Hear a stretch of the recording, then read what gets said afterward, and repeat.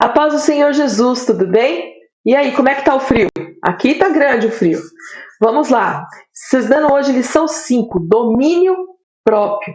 Domínio próprio, ele faz parte do fruto do Espírito, que está escrito lá em Gálatas, no capítulo 5, no verso 22, que diz assim: Mas o fruto do Espírito é o amor, o gozo, paz, longanimidade, benignidade, bondade, fé, mansidão e domínio próprio. E o que seria domínio próprio, né? Domínio próprio é a pessoa que consegue dominar seus impulsos, os seus atos, as suas emoções. E a Bíblia fala muito disso, né? Ela adverte que o domínio próprio tem que ser uma característica daquele que segue a Cristo. É muito importante você conseguir ter este domínio próprio. E a Bíblia fala lá em Provérbios 16:32 que melhor é o que tarda em irar-se do que o valente. Ou seja, você demora para ficar bravo, demora, o melhor é que nem fique, né? Mas você tem que ser tardio a isso. Do que o valente, que é aquela pessoa que já chega, já vai falando, que tal, já perde o controle, né? E o que controla o seu ânimo do que aquele que toma uma cidade. Fala assim, olha, melhor é aquela pessoa que sabe se controlar, que tem o seu autocontrole, do que aquele que controla a cidade inteira. Não adianta você controlar a cidade, não adianta você ser o seu comandante, você ser um gerente, você ser uma pessoa que está dominando, que é o líder, vamos dizer assim, mas você não tem o seu autocontrole. É necessário ter o autocontrole, ter o seu domínio próprio. Aí tem lá na nossa revista, fala assim, se controla, tem um tema lá que diz isso. E aqui tem algumas emoções, alguns sentimentos que nós temos, como a raiva, né, o choro, a ansiedade, você rindo, você estando feliz. São coisas que acontecem. E todo ser humano passa por isso. Não tem como. Não tem ninguém que possa falar assim, eu nunca senti raiva. Nossa, eu nunca, nunca senti ansiedade. Eu nunca fui feliz. Eu nunca dei uma gargalhada, uma risada mesmo gostosa. Sabe aquelas que você passa às vezes até do limite? Todo mundo tem isso. Só que o que a gente tem que ter em mente é que a gente tem que ter essas emoções sim, mas o importante é vivenciar todas elas com equilíbrio, né? Equilíbrio. Eu vou pegar aqui essa pessoa com raiva, né? Ela tá com a mão na cabeça, gritando aqui com muita raiva. Você tem alguns momentos que você vai sentir raiva. Não tem como você não, você é ser humano, mas você tem que saber o que? Se controlar. Você não pode ficar que nem essa pessoa arrancando os cabelos de raiva.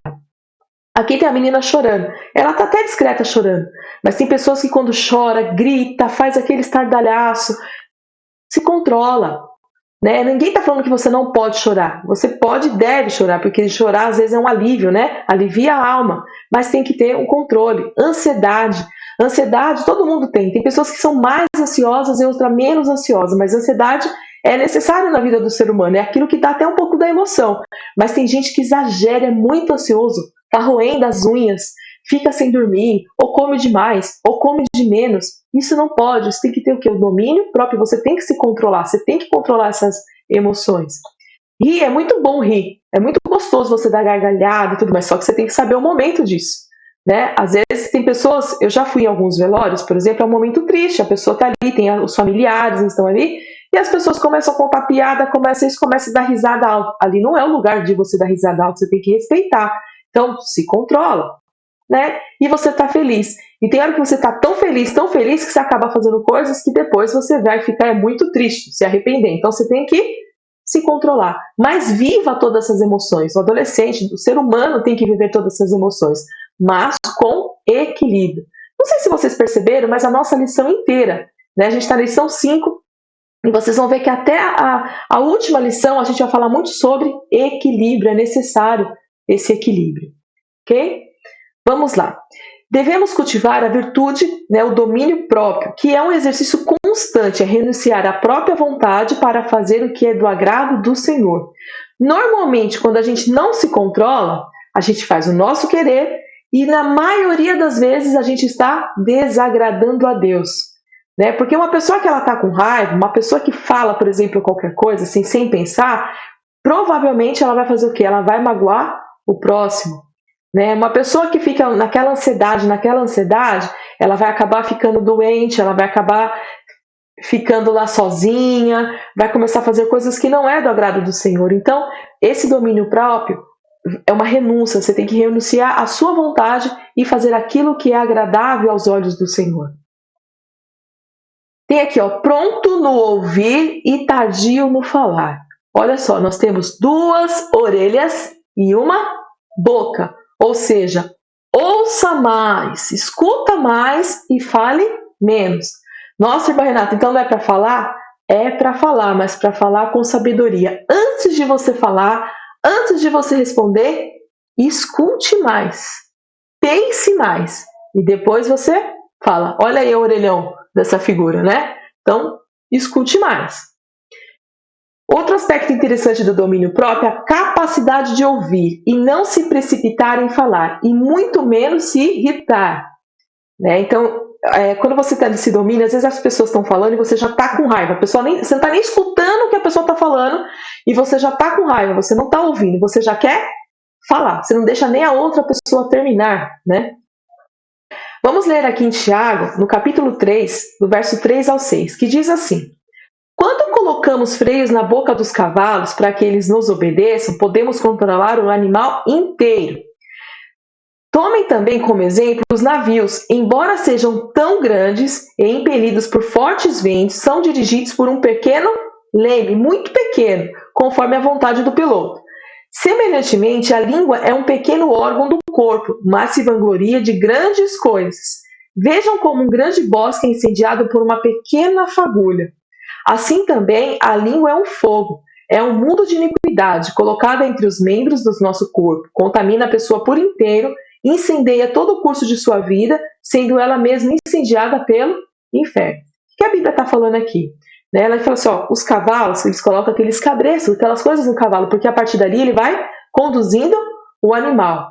O navio é gigantesco, mas ele é comandado pelo quê? O piloto está ali no leme, né, conduzindo o navio. E nós temos a língua comparada com o nosso corpo é um pequeno membro, mas que pode fazer um grande estrago. Que nem numa mata, né? A gente tem visto muito falando sobre queimadas. Uma pequena fagulha de fogo pode incendiar uma floresta inteira. E a nossa língua não é diferente. É um pequeno membro, mas se a gente falar as coisas na hora errada, no momento errado, usar as palavras erradas, a gente pode causar um grande estrago na nossa vida. E olha que é grande mesmo, no meio da igreja, no meio da família e para você próprio, né? Porque as pessoas vão olhar e vão falar, ixi, aquilo ali fala demais, aquilo é fofoqueiro, aquilo ali só tem palavras ruins, só amaldiçoa, né? Só fala palavras ruins, ou fala muito palavrão. Então a gente tem que tomar o quê? Cuidado, dominar nossa língua, dominar aquilo que a gente vai falar. E eu vou um pouco além. Dominar também o nosso pensamento. A gente está falando aqui da língua, mas também o nosso pensamento. Às vezes nós não falamos, tem pessoas muito quietas.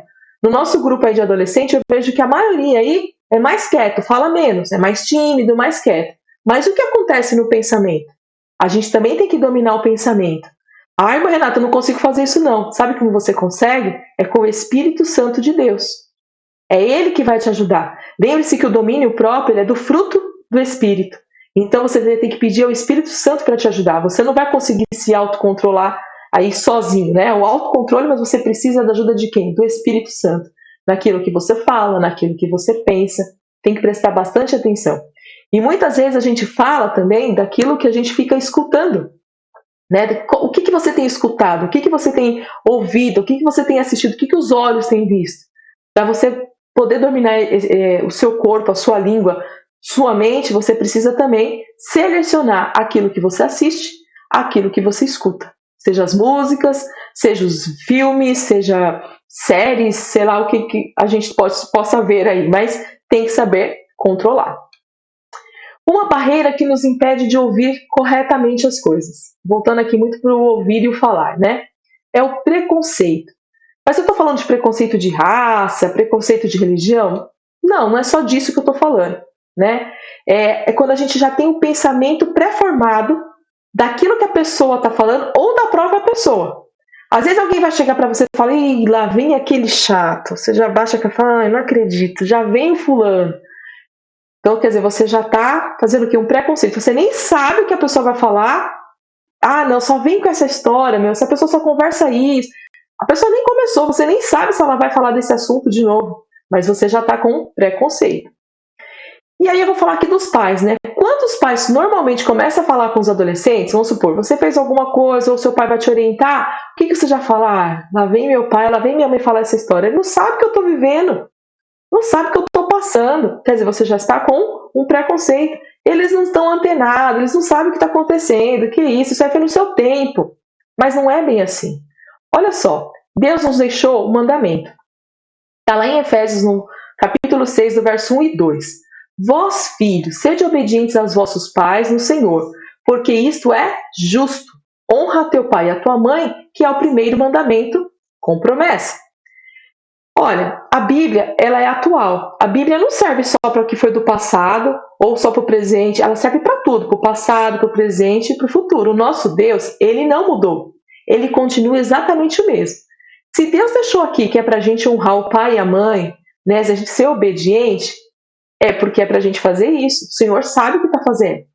Né? A Bíblia não está antiga. A Bíblia atual, ela sempre será atual. Se tem um livro que vai ser sempre atual, é a Bíblia. Ah, irmã, mas ela foi escrita lá há 1000 anos atrás, sei lá quantos 1000 anos, né? Não é 1000, quantos 1000 anos foi escrita.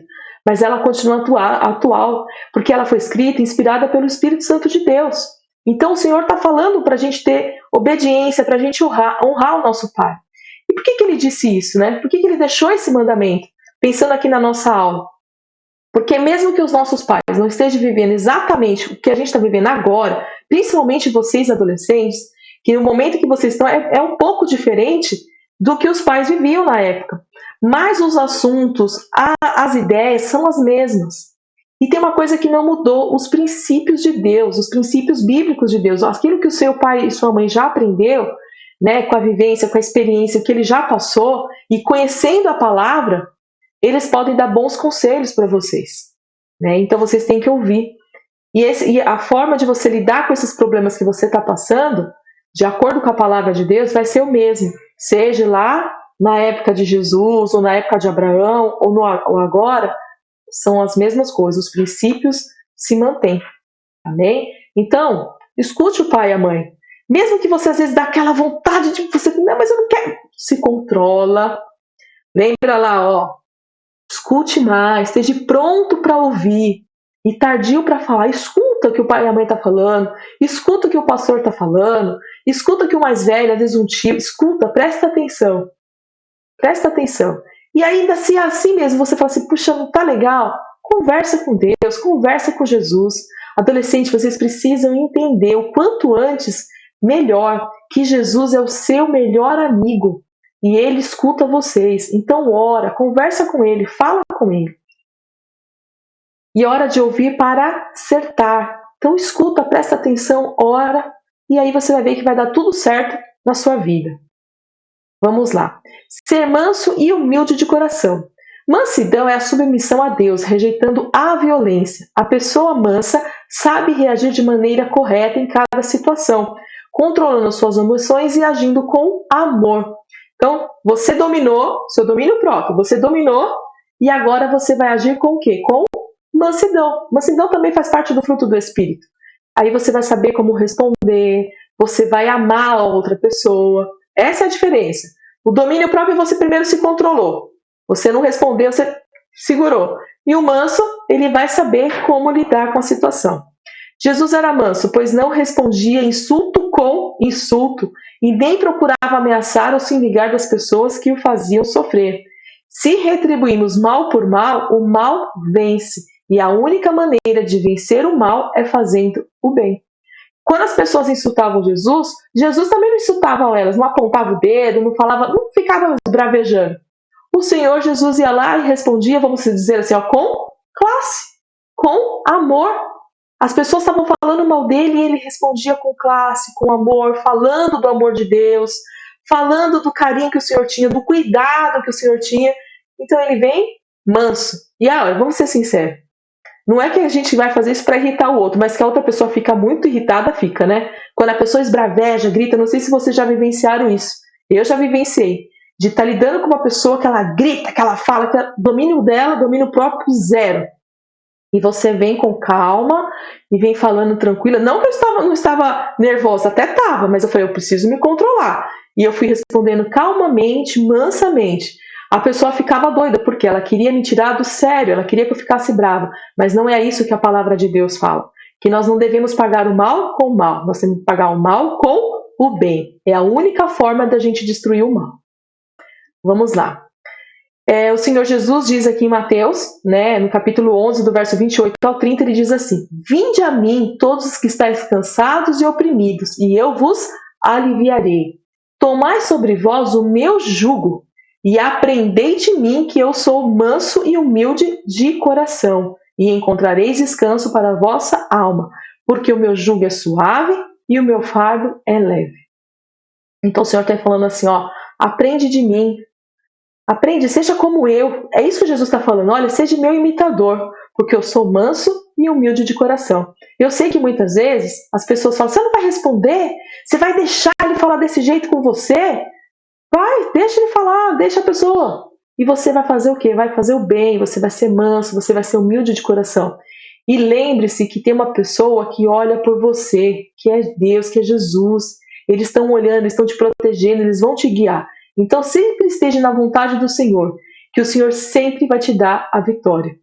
Amém? Nós terminamos por aqui e vamos para as nossas perguntas. O que é domínio próprio? Complete a frase pronto para e tardio no. Qual é uma das barreiras para não escutar e por quê?